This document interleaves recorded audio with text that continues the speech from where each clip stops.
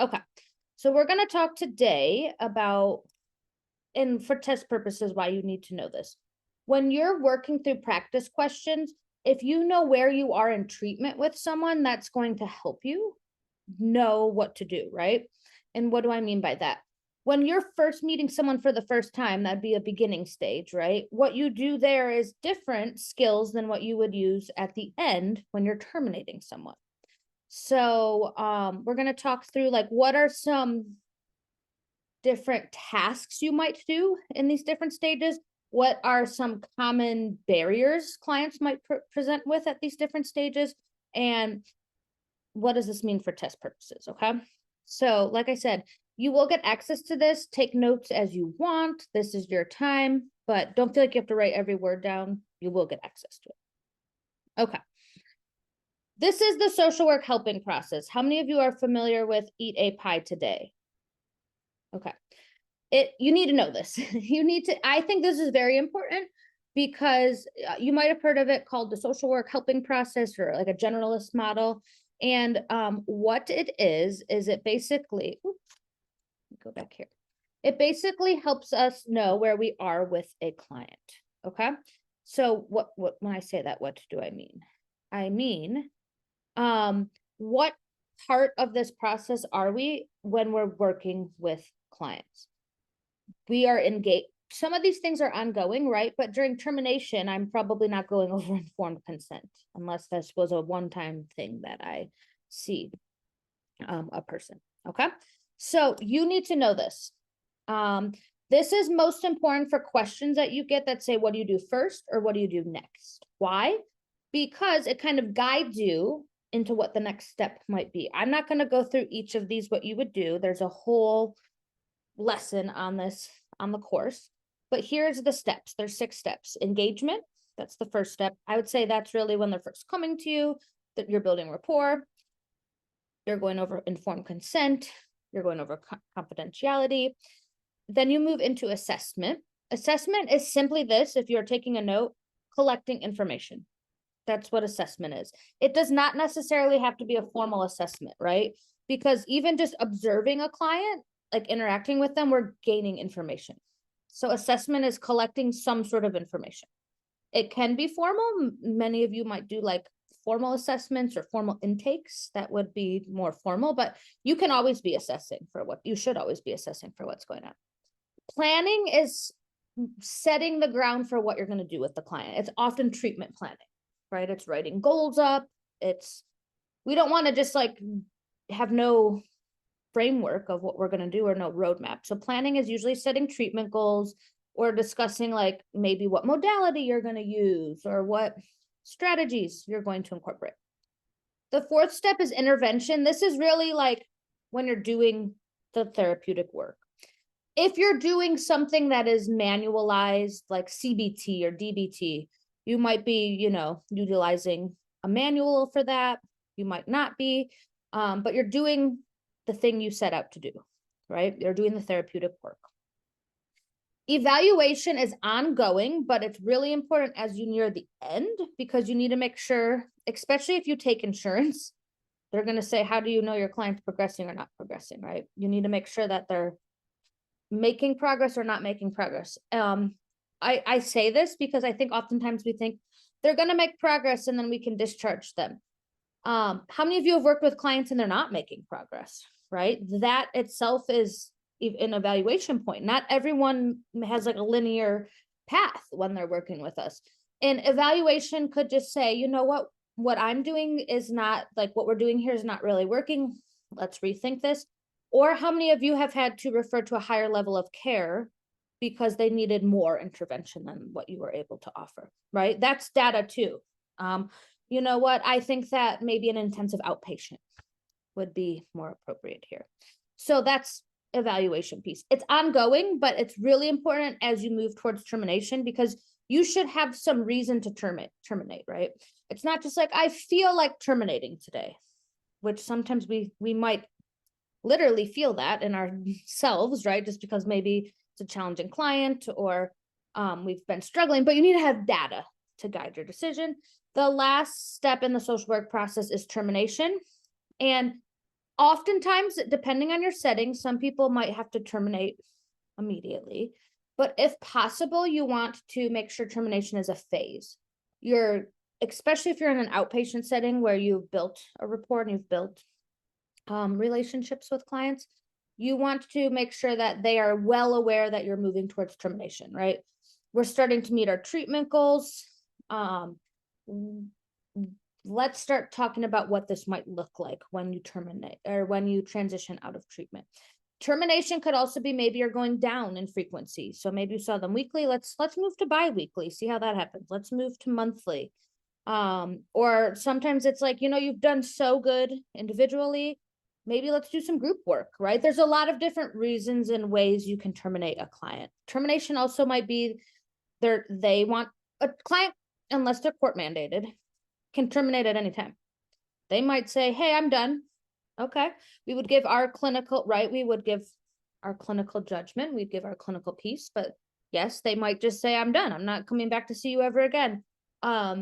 Or there might be court mandates that they do have to come see you or you'd have to report it. But we want to prep them as much as possible. Also, sometimes life happens. How many of you have had a coworker like either have to like go out on emergency leave or they've just quit? That's not best, right? But like the termination kind of happens abruptly. We want to avoid that, but it happens. It absolutely happens, right? Like life happens. So termination can be abrupt at times, depending on your agency, all that different type of stuff. Someone said, what's the difference between termination and discharge? There's no difference, right? When you're discharging a client, termination just means there's an end to the therapeutic relationship. There's an end to the services coming. So I would say there's no difference, right? Some settings might call it discharge. Some settings might call it termination. Okay. Any questions on that? Okay. Okay. Let's talk about that first session. This is if you are someone that has multiple sessions with a client. You might work in a ER, you see them once, right? Like, so this is if you actually have time where you're having multiple like sessions with a client, okay? But what do you do in the initial session? This is anytime you're meeting a client for the first time, you got to build rapport. That's that engagement phase. Meet the client where they're at. You are going to get so much farther if they feel comfortable, they feel open, and you're not. How many of you have gone to the doctor and like medical professionals are very much like this, right? Because they're focused on the medical model and you felt rushed and you're like, they weren't even listening to anything I said. They just wanted me out the door, right? It happens. It doesn't feel good, but we don't want that to happen. We want our clients to come back, right? So we want to meet the client where they're at. We want to build rapport and we want them to be as comfortable as possible. Confidentiality is discussed. You should be talking about confidentiality the first time you meet a client, right? They need to be informed of what the limits of confidentiality are. So when you will break confidentiality, danger to self or others, if they're a minor, or if you're working with parents, what your duties are as a mandated reporter. Go over, I said, like sometimes people forget, if you are just starting out in the field, I had like a list of things I was going to talk about in that first session because you don't want to forget. And then you have to say, you have to report to CPS and they're like, why did you do this? It's like they need to know upfront what the limits are of confidentiality. Also, if you're working with minors, not only do they need to know mandated reporting, I also like to tell parents and the minor what will be shared and what won't be shared, right? So what you say in here stays in here unless you're a danger to yourself or others. Or if I feel that it's a safety risk and I have to tell parents, right? But parents sometimes think that you're just going to tell them everything that happens. No, minor clients still have a right to confidentiality, right? You can summarize themes possibly that are going on, but you're like, say, I would have very upset parents because I work with kids. If every time a kid complained about their parents, I told their parents, right? Like, no, that's not appropriate. So you need to make sure that confidentiality is discussed. Expectations are set on both sides. Whatever your policies and procedures are, they need to know that upfront. What do they do after hours? Say you're not available. Do they call a crisis line, right? What do they do in between sessions? What should they email you? Should they, like, do you have a work phone? What is your preference of communication? What is your cancellation policy? If you're someone that, you know, schedules appointments, will there be a fee assessed if they cancel? Those types of things. And I always like to ask them, what are your expectations? Because sometimes they have very unrealistic expectations, right? Oh, my child's really having a hard, I'm gonna talk about children because that's who I work with, but I've had some people come in. My child's having a really hard time. We're hoping you could see them like maybe 3 times and like everything will be good. And I'm like, okay, let's talk about some things here. That's kind of an unrealistic expectation, right? That I see your child 3 times and everything's, I don't have a magic wand. So sometimes this might be their first, or sometimes they don't know what to expect. They're like, I have no idea what this is. Can you explain it to me? So you want to set expectations on both ends because you don't want it to get blurry. Clients will learn what they can expect, what will sessions look like, what will our communication look like, what you have to set boundaries here, right? That's where, like, who do they contact after hours? Will you answer your phone outside of work? Some people might be on call, so they have to answer the phone for emergencies. Other people know, I work from 9 to 5, Monday through Friday. And that's when, if it's outside of this is who you can contact. Appropriate of the fit will be determined. Sometimes, how many of you work or have interned at an agency where you don't get any say, you're just assigned clients? That happens usually at agencies. Yeah. Or you worked at places in the past. I've worked at places. I worked in a school. You don't really get to pick and choose. However, there are some, this is more if you're doing like outpatient work or purely clinical work, where it's not like you're not the appropriate person, right? I don't do EMDR. So if someone came to me and said, I want EMDR, I'm not trained in that. I'm not going to take them. I'd say, let me get you a referral to someone that can. Or sometimes you say, like, would you be comfortable us starting to work together and we can figure out together like what some appropriate referrals might be to get you the help that you need. But please do not take on any clients that are inappropriate for you.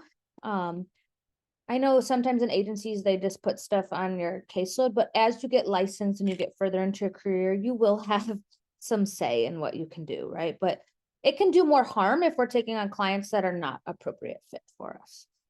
Okay. And that's why we should always seek out supervision, make sure that we're getting support as we need to. Here also, we need to get consent. That's what agreement means. We should never start working with a client unless we have consent to do so. Verbal consent is not enough. Always try to get in writing if possible. I mean, I don't know, maybe there are some situations where this would not be possible, but you need to get in writing consent to work together. Okay. Any questions on the first session? Everyone might do it differently. You might be in an agency where you also have to do like the intake paperwork and all that in the first session as well, right? It depends. You might be doing a lot of different things, but these are the must-dos in a first session. Get consent, go over confidentiality, and start to build rapport. Okay. Okay. This is the beginning phase. So beginning means, like, I would say the engagement phase, the assessment phase. So we're starting to work with the client. Here's some words that you might see in test questions that signal the clients in the beginning phase. And I'm not going to go through every single one in detail. I will read them and then talk about ones I think are important. But these are things you that could be typical, knowing that not every case is typical, okay? Joining. You're joining in a therapeutic relationship. Assessing, prioritizing, partialization, goal setting. Denial or avoidance. You will get this a lot in the beginning phase. I don't even need to be here, right? I'm forced to be here. Boundary setting.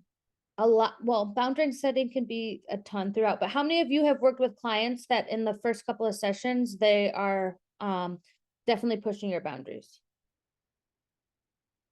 How far can I go? And you might have to say, whoa, let's reset here. Okay. Objectives. How many of you write treatment goals where you have to put in, like in your software that you use or in your treatment goal, you have to have an objective? I have to do that in my software that I use. Trust building. Everyone comes in at different levels of trust. So you also need to know where your client's at with that. How many of you work with clients that have experienced a significant amount of trauma and trust is really difficult, right? Meet your clients where they're at and know who your clients are. Someone said, what is partialization? Partialization is like when there can be tons of different symptoms coming up or tons of different say someone comes in with a laundry list of things. Partialization is kind of breaking that down into the smaller pieces. Like you can't hit everything at once, right? So I would break it down a little bit more and put it kind of into buckets of like, okay, we could go self-esteem route, we could go anxiety route, we could go this route. And you kind of have to use your clinical judgment to determine what's most important to touch there. You're identifying the problem, I will say, or problems. There's very few times someone comes in and there's just one presenting problem. You're doing treatment planning in the beginning phase. You should, to the best of your ability, hold on one second. I had the flu a couple weeks ago, so I'm still kind of coughing and whatnot. Where were we at? Oh, treatment planning. To the best of your ability, you should try to include the client in the planning phase, right? Like, what do you want to get out of this? Because I don't want to say, we're going to do 12 weeks of CBT, and then the client like totally does not vibe with that modality, right? Or I'm going to put you in a group, and they're like, I hate being in a group. I've had a terrible experience with that. Someone in the chat said something really helpful to kind of go off that partialization I was just talking about. It helps them feel less overwhelmed, right? It helps the clinician also feel less overwhelmed. If someone comes in, which they do often, laundry list of things, like that can feel really overwhelming. Like, you're never going to be able to help me. I have this, and this going on. And I say, let's take this one step at a time, right? Baby steps. You're also going to want to know the reason for the referral. Why are they coming to see you? Was this self-initiated? Were they referred by someone? Were they court mandated? What's their level of engagement? And then you might see resistance or conflict. This could be with court mandated clients, right? Because they have to be there. But you might just get resistance or conflict just because it's a hard process for people. I get resistance and conflict all the time. I worked in schools, so there was some kids that would refuse, right? It was on their IEP, which is individualized education plan, that they were supposed to get services from me. And I'd go to see them and they're like, no, I don't want to see you. They would just flat out reject it, right? So I had to record that. I'm not going to force them to come see me. But there can be a variety of reasons why there's resistance or conflict, right? I worked with kids too. So they're like, I don't want to, miss out on being with my friends to come see you. Or sometimes I had to pull them during specials classes, which was not ideal, but that was the only time I could pull them. And they're like, I don't want to miss PE. That's fun, right? I don't want to miss PE either. So there could be a variety of reasons why you might be met with resistance or conflict. Okay. This is not a end all be all. Clients might have different places they're in, but these are some of the common things you will see in the beginning phase. Okay. Okay. Middle phase. The middle phase is, I like to say, like where the meat of the work happens, where you're doing the therapeutic work. You've put in because how much at the beginning is like, I don't know about you, maybe you're different than I am, but you don't really have a breakthrough clinically in the first session, right? Like you might be building rapport and that's good, but like when you're having some of those big strides, if you have them, it's usually in the middle phase. You've usually put some work into it and you've been working together for some time to do the therapeutic work.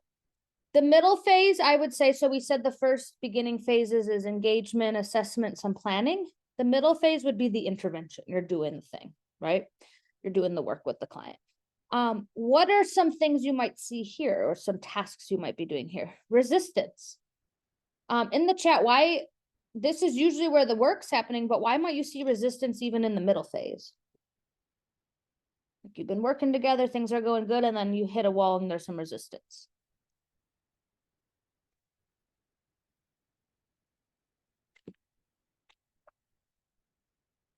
Stuff might go ahead, put in the chat, but I'll just give you some of my opinion on it.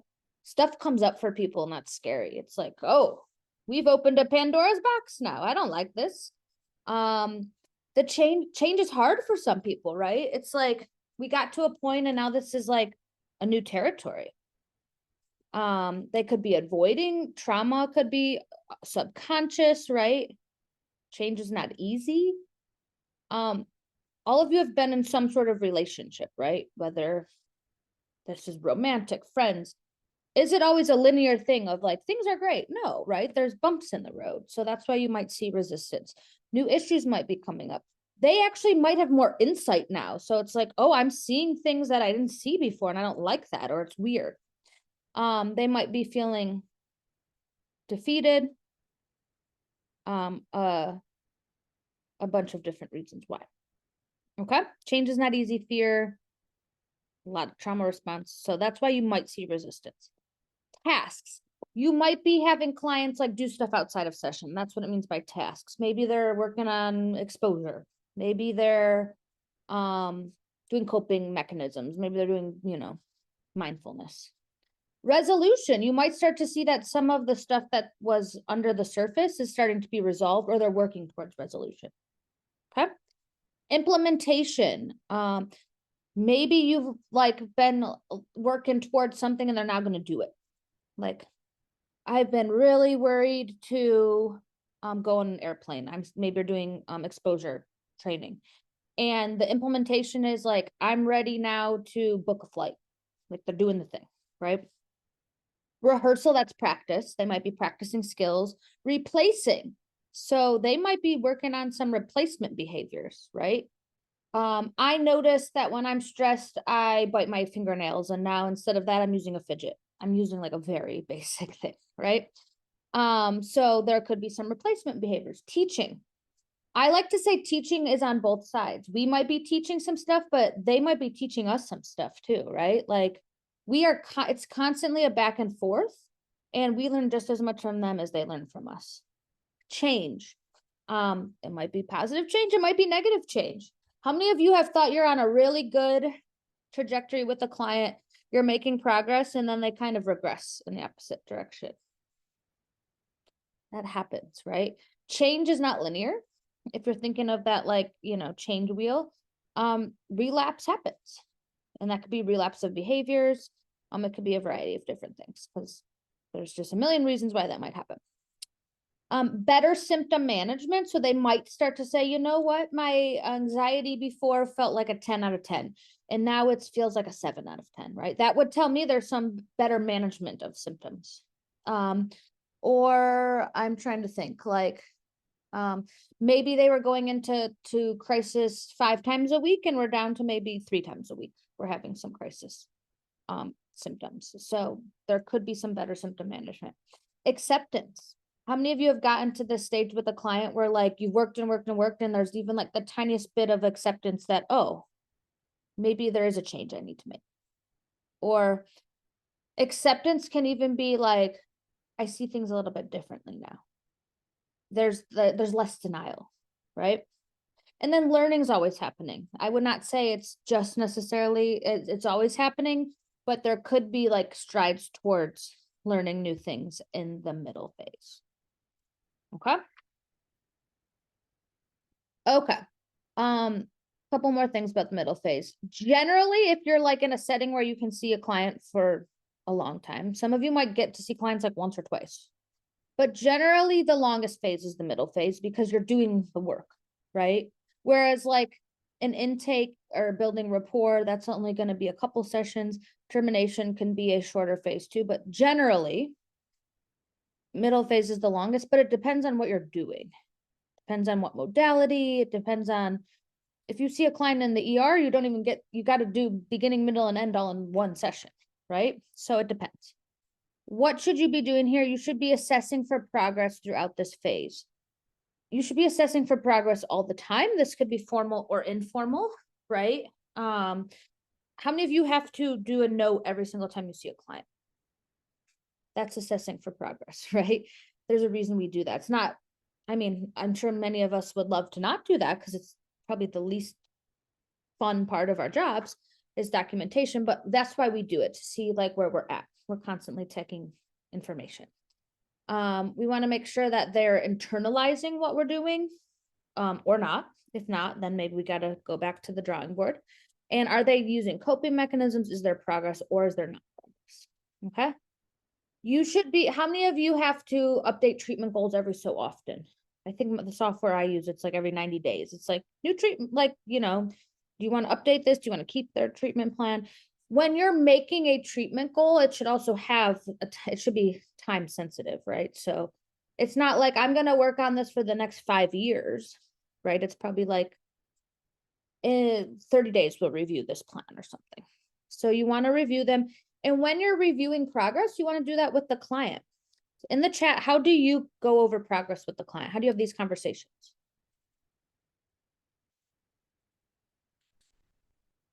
It's probably different for everyone, right? Sometimes I will pull up their treatment goals and I'll be like, where do you think we are with this? Some people, some of you might do screeners, and that's like a way, right? Like we're going to do like a beginning screener, a mid, and end. Ask them how they think they're doing. Yes, absolutely. Kind of like a recap, like where are things? Where do things stand? Right? Checking in. So that's why like we don't want to take the position of power that like you're healed now, great, you can leave. No, like this has to be a discussion ongoing with the client. Like ask them for their feedback. Sometimes you might be using like someone said they use 0 to 5, right? Like how do you feel 0 to 5? This is that collecting data to see how clients are doing. Okay. Ask clients how they're doing. And this might, how many of you think the client's doing really well and they're like, things are awful, it's a 0. And you have to take a step back and say, oh, let's talk about some of the progress we've seen here, right? Or how many of you like feel like they're not making progress and they're like, it's great, I think I'm like gonna be done soon. And you're like, that's not, let's talk about this. Like, let's talk about our goals. So that's sometimes like meeting them where they're at and having those discussions with them, right? Okay. Let's see. Termination, ending phase. Termination simply means that you're coming to an end of your therapeutic relationship, whatever that means, right? It might be because you have to. How many of you have to, like, it's time limited? They have like blank amount of sessions with you and you can't go past that. Some of you might do that, right? I worked in a school, so like say I got someone on my caseload on May 30th, it'd be time limited because school doesn't go the whole year, right? So there are some cases where it is time limited.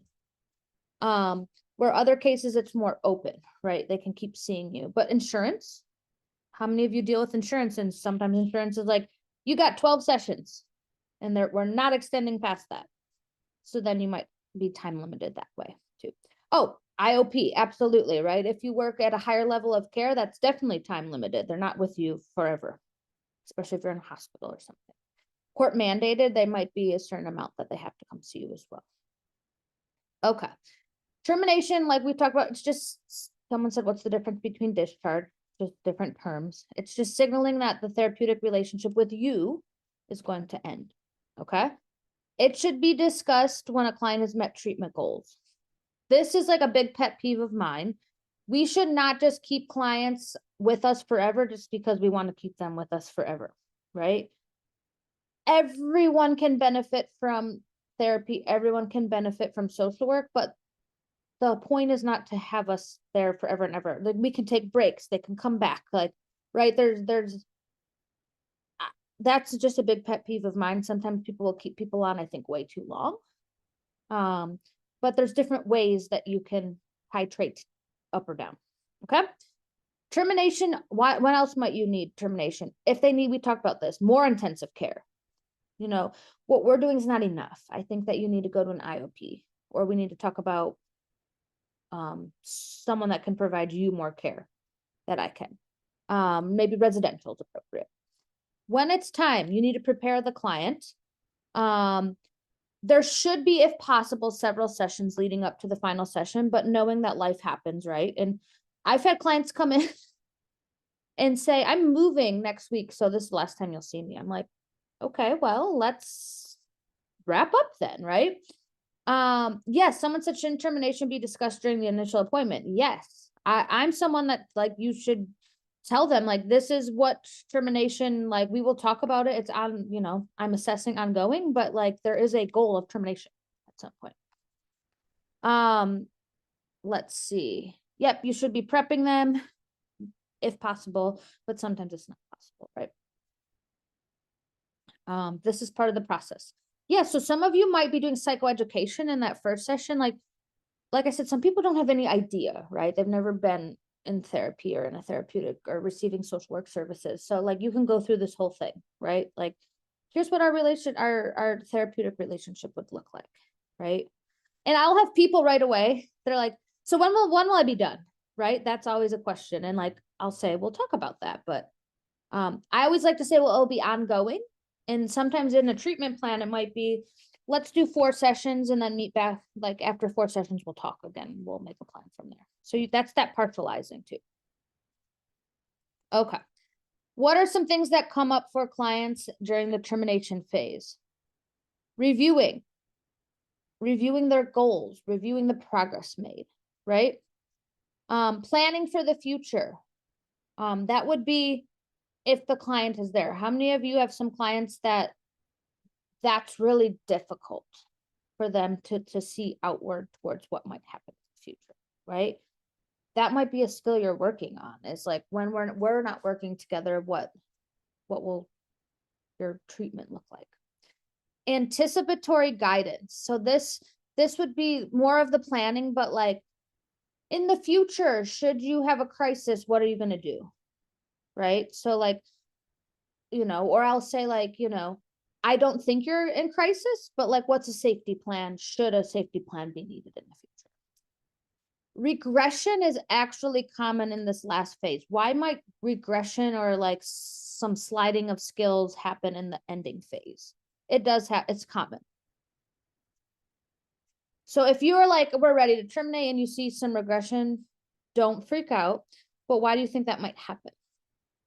Subconsciously or consciously, they're not ready, right? Or they're resisting. Defense mechanisms. I've had some clients self-sabotage, right? Like we're in a really healthy place, and that is their pattern, is like when things are going good, I can't handle it. So like here's a pattern that I go into. It can be fear, it can be a trauma response for some people, right? It can be a lot of different things. And we know the change process is not linear, so maybe there's some relapse in there. Confidence can be part of that too. So it just things to think about, and call it out if you see this, right? Like we seem to be struggling a little bit here. I have yet to have a client that like just has a linear process. It has happened, but it's so rare that we start at point A, we end at point B, and they're done, right? There's a lot of like ups and downs in between that, right? Or they like I said, it could be subconscious or conscious that they maybe don't want the relationship to end, or that's scary to end. This could be the only healthy relationship they've had, and it's like, this is going to end? What? There could be fear of abandonment, anger. I'm not ready to do this. I've had some people, we start to talk about termination and they just don't come back, right? Like we don't even get the final session, which is a bummer, but that happens. Yeah, someone made a good point. Always let them know they can come back.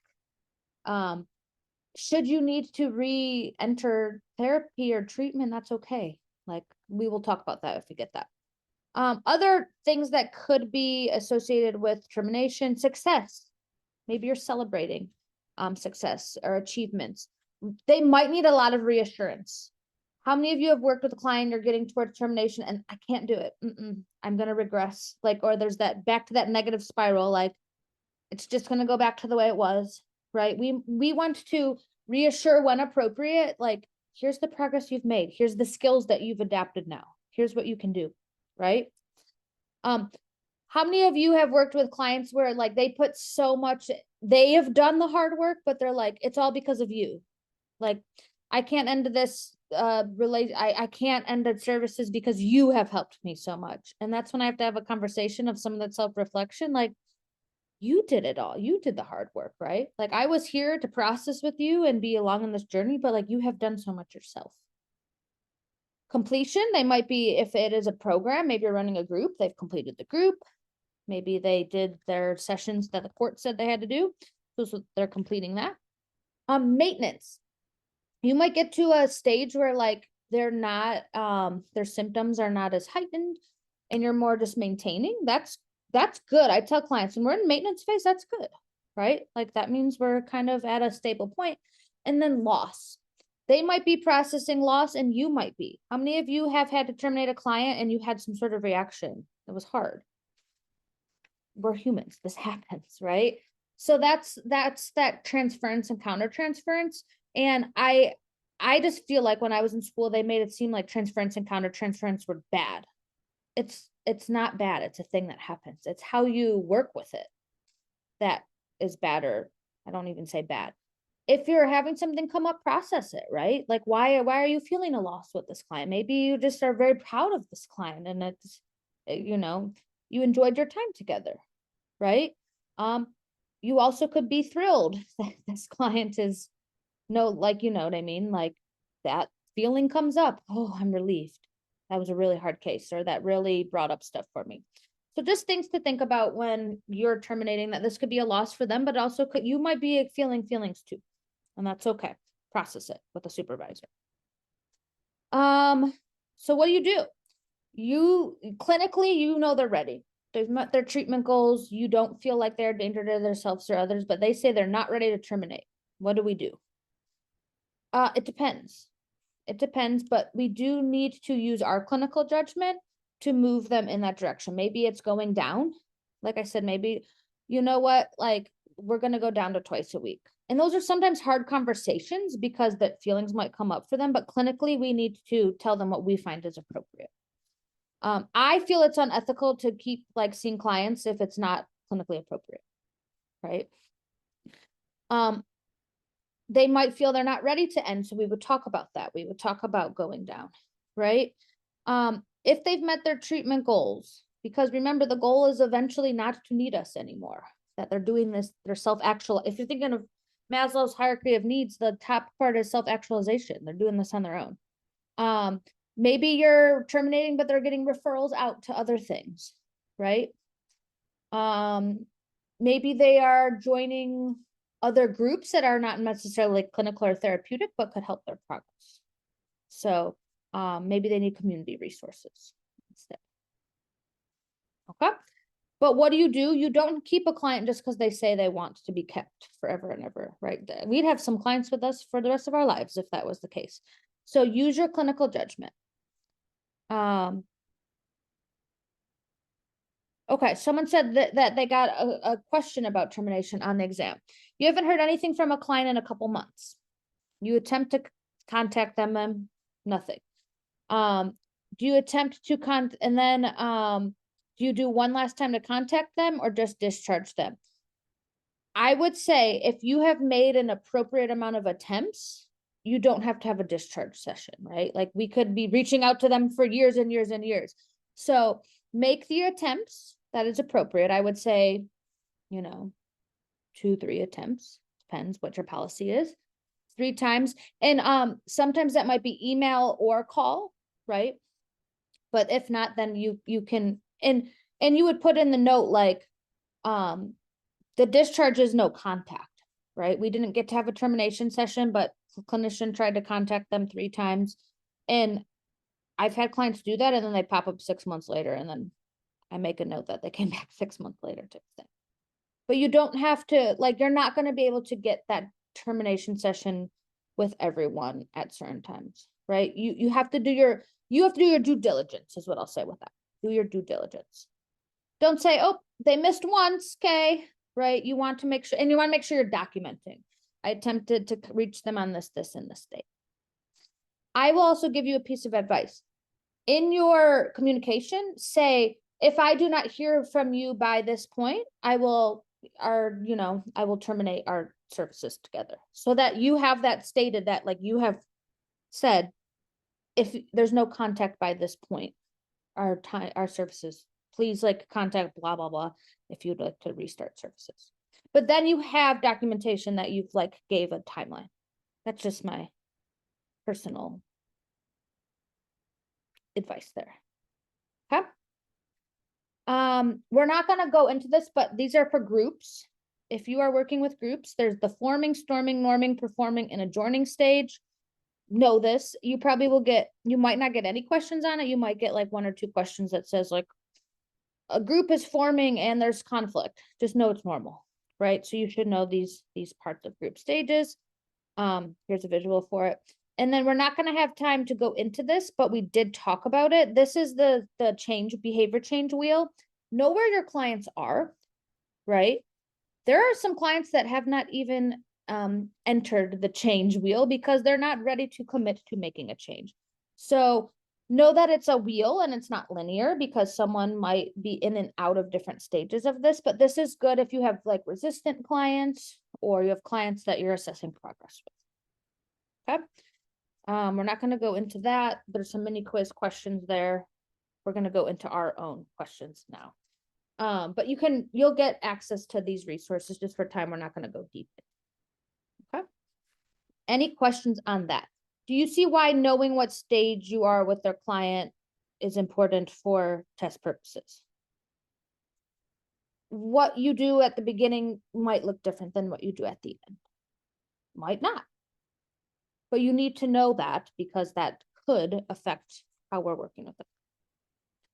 Okay. We got a few minutes here. We're going to go through 3 practice questions. I'm going to read it. I want you to put your answer in the chat. Try not to just throw it in there and without, me reading it. Try not to jump ahead. What answer choice are you picking and why? Okay, and we'll go over them. Number 1, a client is nearing the planned end of the therapy sessions for anxiety. They have shown significant improvement and met most of their therapeutic goals. What is the most important consideration for the social worker during the termination phase? So it's telling you here what phase you're in. What is the most important consideration? Plan a follow-up session for maintenance to reassess the client's condition. B, ensure the client feels completely ready to terminate before ending sessions. C, discuss strategies for maintaining process and handling future stressors. Or D, increase the second session frequency for a smoother transition out of therapy. So they're coming to the end. They've met goals. What should we be doing with them during termination? What's the best, most appropriate thing to be doing with them during termination, and why?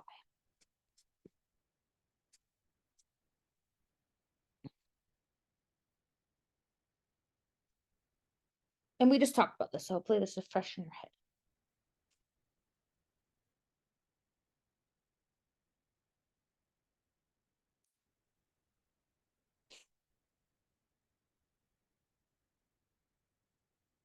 I'm going to start ruling some obvious ones out. So you'll see me put some red on the screen. If they are doing well, we're not going to say you need to come see me more. That does not make sense, right? So that's out. That does not make sense. That was kind of the distractor. Like, they're doing well. If anything, we would decrease sessions. So D is out. Okay. Is B going to happen with every single client? Hold on. That was not supposed to happen. Okay. B, ensure they're completely ready. We might be waiting forever and ever. Oh my gosh, why is my finicky computer issues today? Okay, B might not ever happen. Okay. Plan a follow-up session for maintenance to reassess their condition. It's an okay answer. It's not the best answer, right? They might need maintenance sessions, but we're not going to reassess. We're going to give them some skills to leave with. So you guys were all on the right track. C, discuss strategies for maintaining progress and how to manage further stressors. Oh my gosh, my computer is going bonkers today. C is the correct answer. Okay. Discuss strategies for maintaining progress. That's that anticipatory planning. You're giving them some guidance. You're talking about what the future looks like. They're ready to terminate. Okay. Number 2, during the middle phase of therapy, I'm just going to make some highlights here. of therapy with a client dealing with substance abuse, the client reveals they've relapsed over the weekend. How should the social worker best proceed according to the stages of treatment? We said relapse happens, right? A, focus on the circumstances leading to the relapse and reinforce coping strategies. B, evaluate the need for readjusting the treatment plan to address underlying issues better. Consider the relapse as part of the recovery process, emphasizing learning from the experience. Or D, assess the client support system and encourage engagement and additional support if needed. We are in the middle phase, so we are in intervention with them. The relationship's been set. What do we do here and why? So they tell us we've relapsed. What do we do?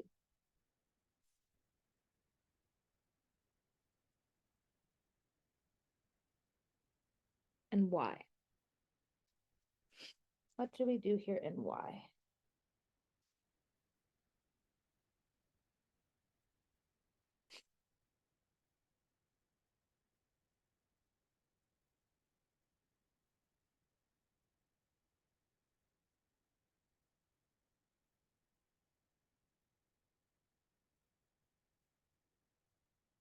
And think here, what's the immediate problem we're trying to address? What's the immediate problem we're trying to address? We're working with them, they tell us they relapsed. What would we do? Okay. I'm going to start eliminating. This one is always hard because, and this is saying just like, what's the most appropriate answer given what we have, okay? D's not bad, but it's not the most, it doesn't really address the why they relapsed, right? We might do D at a later point once we have more information, but I don't even know if there is a support system. So there's a lot of assumptions with D. D is out, okay? B is not focusing on the here and now. I need more information about like why the relapse happened, right? Was there a trigger? What happened? There might be a need to adjust the treatment plan, but there might not be. We might be keeping course, right? It depends. I don't know the severity. Was this a one-off thing? So here we're between A and C, and this is kind of like what we're seeing. People are very torn in the chat as well. Okay. C is not incorrect. It's just not the best. A is the correct answer. Focus on the circumstances leading to the relapse and reinforcing coping strategies. Why is A better than C? C, consider the relapse as part of the recovery process, yes, but emphasizing learning from the experience. Why is A better in the middle phase? It gives us more information. C doesn't give me any information about why the relapse happened. It does not give me any points of data as to what we need to do there, right? A gives more clarity. C is not wrong. It's just not in the middle phase where we're trying to work towards, remember what do we do in the middle phase? We're doing work here. So A is the best here because what coping strategies do we have? Okay, relapse happened. What do we have? Do we have any coping strategies to get us through here? And what led us to relapse? Okay. You need to know a little bit about substance abuse here too.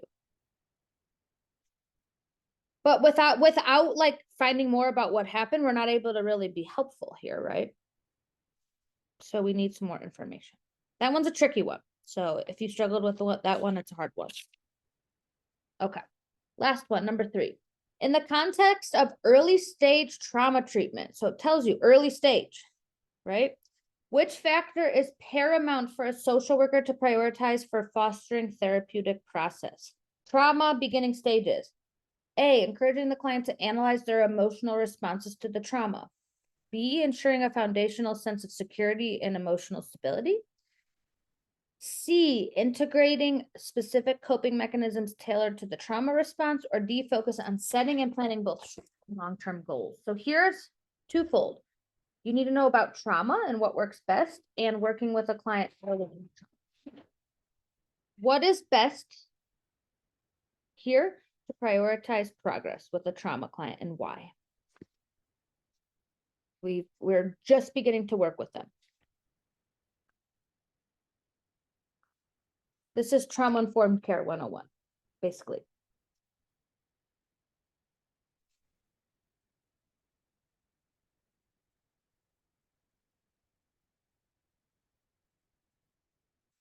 Okay.